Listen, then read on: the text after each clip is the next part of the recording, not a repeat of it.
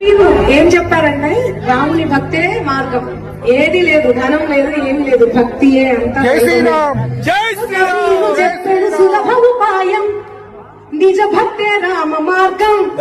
కబీరు చెప్పాడు సులభ ఉపాయం, నిజ భక్తే రామ మార్గం. మాయ మంత్రాలు చెయ్యము లాభం,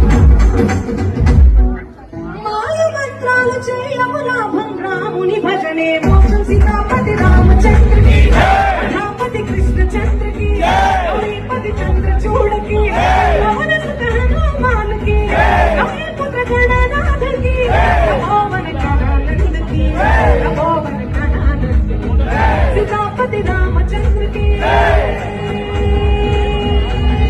రామయోధ్య के राजा, सीताराम जय राम, सीताराम जय राम.